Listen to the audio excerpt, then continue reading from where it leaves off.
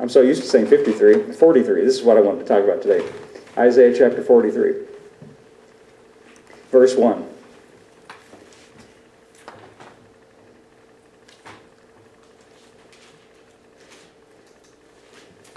This is Isaiah speaking for the Lord. In the Old Testament, prophets say things like, "Thus saith the Lord," and they're speaking God's words, the words of God, the words of the Lord. They're speaking for Him. In the New Testament, it's a little different. Paul doesn't speak that way, for instance. He has a thought or an understanding which he conveys to us. But here in the Old Testament, prophecy goes like this. It's a "Thus saith the Lord." But now thus saith the Lord that created thee, O Jacob, he that formed thee, O Israel, fear not, for I have redeemed thee, and I have called thee by thy name, thou art mine. I'm going to go on reading, but I just want to stop for a moment and comment. Here's something to keep in mind. When you read in the Old Testament, when you read prophecy in the Old Testament always uses spiritual language. Or to say it another way, it uses metaphoric language. Or to say it another way, it uses symbolic language. When he says here, but now thus saith the Lord that created thee, O Jacob, and that formed thee, O Israel. Those expressions, Jacob and Israel, are not talking to those individuals, or that individual, Jacob. Israel is another name for him. And even if you take it, what we would think literally, you might apply it to the nation of Israel. But if you do that, you're treating it as metaphoric, and I agree, you could take it that way.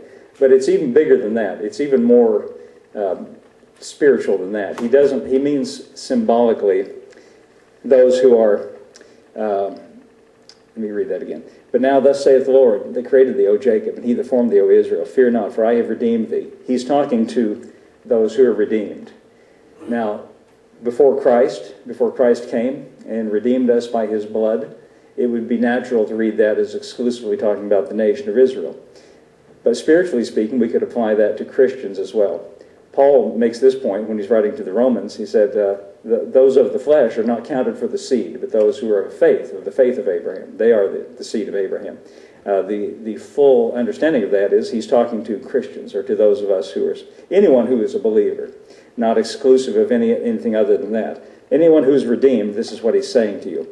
I have called thee by thy name, thou art mine, which is a nice thing to know, that he knows your name and he knows you personally. And again, he says, fear not. It's amazing how often, we just read it here in 1 John, in that verse that Janet was talking about, how often he says to us through the mouth of a prophet here, or through the mouths of angels, or through the mouths of like Jesus, or people who speak for God, generally begin by saying, fear not. It's interesting that they do that. Why would they say that? Because we naturally tend to be afraid.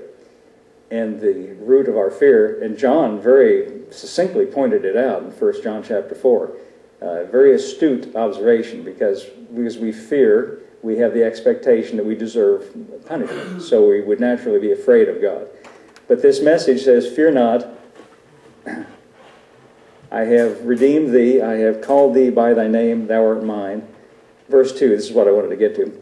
When thou passest through the waters, I will be with thee, and through the rivers, they shall not overflow thee. When thou walkest through the fire, thou shalt not be burned, neither shalt the flame kindle upon thee. Now, first of all, again, this is spiritual language, metaphoric language. It's not talking just literally about being in a river somewhere, or being in a wildfire. He's meaning that symbolically, or metaphorically, or spiritually speaking. He means by that, when he's talking about rivers overflowing, and when he talks about thou shalt not be burned when you pass through the fire, he's talking about, I think you understand, he's talking about trials or trouble or problems. Now, I would like it better, just to be honest with you. I'd like it better. I would like it better if what he said is, fear not, for I have redeemed thee, and there never will be any fire, and there never will be any flood. That I would like better. But, this is not a book of La La Land, and it's amazing that the Bible is very down to earth in a sense, in that he's dealing with actual reality. It's not dealing with waving a magic wand and telling you something is not true. Now, here's the fact that he's alluding to that we don't like to think about. As long as you're in this world, as long as you're in this life, there's going to be some kind of trouble. There's going to be problems and difficulties and frustrations. And I'm not going to ask for a show of hands who could verify that for me, but I think we all know that that's true. That's part of the human condition. That's part of being in a physical body in a physical world. There's lots of reasons for that. But without going into all the reasons why, let's just say that he doesn't say there never will be any trouble. He doesn't say there will never be any problems, although we'd like that. I'd like that. He doesn't say you'll never be frustrated. He doesn't say anything of the kind, but he does say this. He says, let me read it to you again. When thou passest through the waters, what? He doesn't say you'll be overcome or you'll be drowned. He says, I'll be with thee. And through the rivers, they shall not overflow thee. Doesn't say there won't be any passing through things, but he says, I will be with you. It will not overcome you. When you walk through the fire. Again, I'd like better if it said, never be anything that fire might represent. No. It said, you'll not be burned. Neither shall the flame kindle upon thee. Why does he say that? Because he says, I'm with you. Now you might think, well, I'm not worthy for him to be with you. That's right. None of us are. None of us are worthy for him to be with you. He says, I will be anyway. I will be with thee. But the thought that he's alluding to, that I want to point out today, or dwell on a moment, is that in this world, these lives that we live, there's always going to be, to varying degrees, some kind of frustration or problem or pressure. That's a better word, pressure. And we tend to not want to have any of those things, which is right and natural. But he says this, not that there will never be trouble or pressure, but I will be with you. Is that worth anything for us? I think it is. I think that is worth a lot. Now I want to show you that Jesus has this same thought in mind in John's Gospel, chapter 16, and verse 33. This is John's Gospel, chapter 16, verse 33.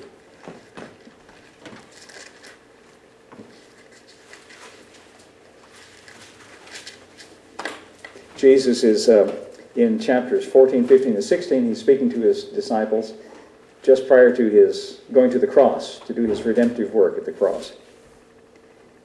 And he's giving them some last words before he goes away. And some of these things he says in these chapters are remarkable. Chapter 17 is a prayer. So the last verse of chapter 16 is verse 33. This is the last thing he says before his prayer in chapter 17. And he says this, these things I have spoken unto you, that in me you might have peace. In the world you shall have tribulation.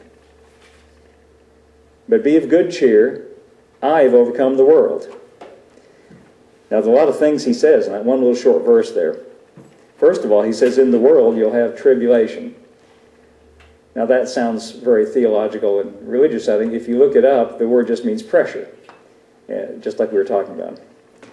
In the world, you'll have pressure. Or we could say it means problems or difficulties. Pressure is a good word. And again, I don't need to ask for you to raise your hand. If I said, how many of you have ever experienced pressure in life, everybody would raise their hand, because we all experience problems, pressure, difficulties. And again, we would like it better. I'd like it better.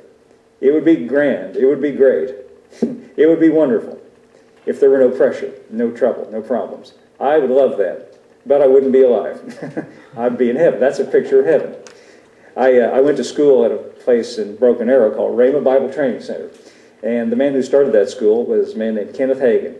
And I traveled with him, played music in his traveling group the years that I was there, and then afterwards I stayed and worked for a few years in the radio department, editing radio tapes, and I think I have probably heard every story he's got to tell. I've heard just about, it would surprise me if I ever came across a story of his that I'd never heard before. But I do remember one he told more than once that really amused me and made me laugh.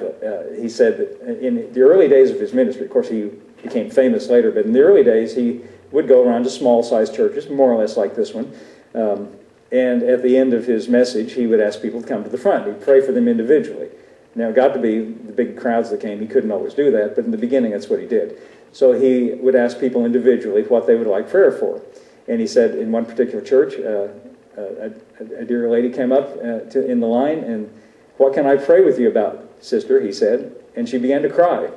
And she said, oh, Brother Hagin, I just want you to pray for me that I'll never have any more trouble. So he said, he put his hand on her head, and he began to pray. Oh, God, kill her right now.